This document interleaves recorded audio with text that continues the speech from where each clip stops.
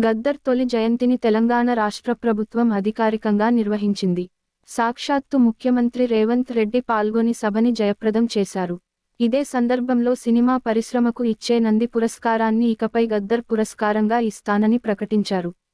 అంతేకాకుండా ఆయన చాలా భావోద్వేగానికి గురైనట్లు కనిపించారు. ఇదే నా మాటే శాసనం అని రాజమాత శివగామీదేవి స్టైల్లో చెప్పేశారు. పక్కనే ఉన్న ఉప ముఖ్యమంత్రి మల్లుభట్టి విక్రమార్క కూడా సంతోషించి ఆమోదించినట్లుగా ముఖ్యమంత్రిని హర్షపూర్వక ఆలింగనం చేసుకున్నారు. ఇలాంటి విధానపరమైన నిర్ణయాలను మంత్రిమండలిలో తీసుకుని తర్వాత ప్రజలకు చెప్తారు. కానీ ముఖ్యమంత్రి ఒక ఎమోషనల్ స్ట్రీమ్లో చెప్పేశారు. పరిపాలకులు ఎప్పుడూ ఎమోషన్లో నిర్ణయాలు తీసుకోకూడదు అని రాజనీతి చెబుతుంది.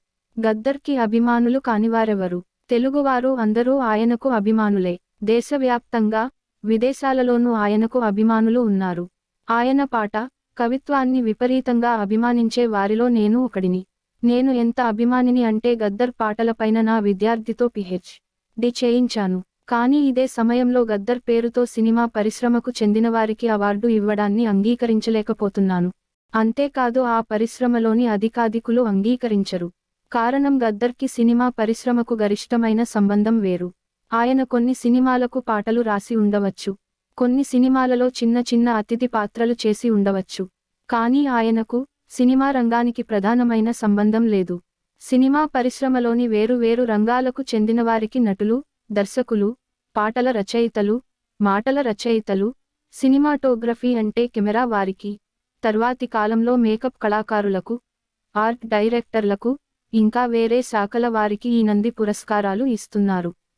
ఇందులో కూడా స్వర్ణ, రజత, కాంస్య, తామ్ర నందులను వరుసగా ప్రథమ, ద్వితీయ స్థాయిలలో ఇచ్చుకుంటూ వస్తున్నారు.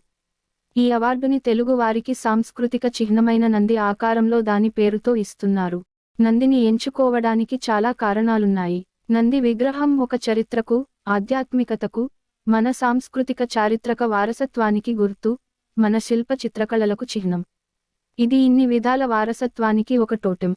అందుకే నందిని పురస్కారానికి ఎంచుకున్నారు. ఇది లేపాక్షి నంది అని ఆంధ్రవారి చిహ్నం అని తెలంగాణకు ఎందుకు అని భావించవలసిన పనిలేదు. నంది కాకతీయ శిల్పంలో చాలా అద్భుతమైన శిల్పకళా చిహ్నం. కాకతీయ వారసత్వానికి చిహ్నం. రామప్ప గుడిలోని నంది, వేయి స్తంభాల గుడిలోని నంది, పానగల్లు ఛాయాసోమేశ్వరాలయం, పచ్చల సోమేశ్వరాలయంలోని నందులు తెలంగాణ చారిత్రక, సాంస్కృతిక, కళా వారసత్వాలకు చిహ్నం. కాబట్టి నందిని నిస్సందేహంగా కొనసాగించవచ్చు. ఉమ్మడి ఆంధ్రప్రదేశ్లో ఉత్తమ కవులకు, కళాకారులకు హంస అవార్డును ఇవ్వడం కూడా మొదలు పెట్టారు. కళా పురస్కారం పేరుతో వేరు రంగాల కళాకారులకు హంస అవార్డుని ఇచ్చారు. కాకతీయ ద్వార తోరణాలలో హంస ఉన్నది. కాకతీయ శిల్పంలో గొప్ప ఐకాన్ ఇది. నంది అంతగా ఇష్టం లేదు ఆంధ్రవారు ఇస్తున్నారుగా అని అనుకుంటే, సినిమా పరిశ్రమ వారికి హంస గుర్తుతో కూడా పురస్కారాలు ఇవ్వవచ్చు. అంతేకాని సినిమా పరిశ్రమ వారికి గద్దర్ పేరుతో పురస్కారం ఇవ్వడానికి ఆ రంగంలో వారు సంతోషిస్తారని నేను అనుకోను.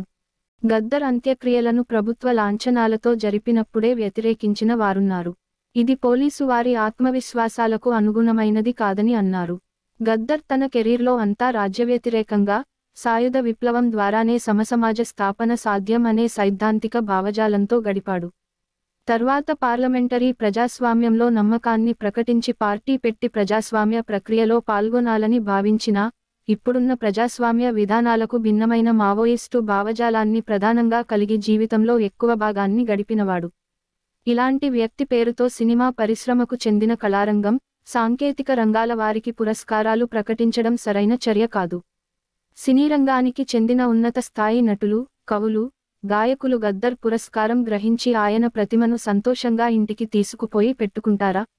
అంతేకాదు రాజ్యం ఇప్పుడు గద్దర్ భావజాలాన్ని అంగీకరించి ముందుకు సాగగలదా? ఇవి ప్రజలందరి మనస్సులో ఉన్న ప్రశ్నలు. ఈ ప్రశ్నలు తక్షణం బయటికి రాకున్నా తర్వాత బయటికి వస్తాయి. అంతేకాదు సినిమారంగ ప్రముఖులకు కేంద్రం ఇచ్చే దాదాసాహెబ్ పురస్కారానికి తుల్యంగా నాటి ఆంధ్రప్రదేశ్ ప్రభుత్వం రఘుపతి వెంకయ్య పురస్కారాన్ని ఇస్తూ వచ్చింది. బిఎన్ రెడ్డి పురస్కారం కూడా ఇచ్చారు. వీరు ముగ్గురు సినీ రంగానికి చెందిన పితామహులు. దక్షిణ భారతానికి రఘుపతి వెంకయ్య, దాదాసాహెబ్ ఫాల్కేకి సమానమే. కానీ గద్దర్ ఇలా సినీ రంగానికి సేవ చేసిన వ్యక్తి కాదు. అందువల్ల సినీ పరిశ్రమకు గద్దర్ పురస్కారం తగినది కాదు. గద్దర్ కళని ప్రభుత్వం గౌరవించవద్దని నేను చెప్పడం లేదు. తెలంగాణ ప్రభుత్వం ఇప్పటికే దాశరథి పేరుతో, కాళోజీ పేరుతో ₹1,00,000 బహుమతిని, పురస్కారాన్ని ఇస్తున్నారు. ఇదే విధంగా గద్దర్ పేరుతో ప్రజాగాయకులకు, వాగ్గేయకారులకు, ప్రజాకవులకు, జానపద కళల వారికి 1,00,000 కాకుంటే ₹2,00,000తో పురస్కారాన్ని పెట్టి ఇవ్వవచ్చు. నేడు కాంగ్రెస్ లేదా ఇతర పార్టీల ప్రభుత్వాలు కావచ్చు. గద్దర్ భావజాలంతో నేటి ప్రజాస్వామ్య వ్యవస్థ ఏకీభవిస్తుందా? ఈ ప్రశ్నను నేటి పాలకులు వేసుకోవాలి. సినీ పరిశ్రమలోని వేరువేరు రంగాల వారికి ఈ పురస్కారాన్ని ఇవ్వడం సమంజసమైనది కాదు. ప్రభుత్వం ఈ విషయంలో పునరాలోచించాలని మనవి. ప్రొఫెసర్ పులికొండ సుబ్బాచారి.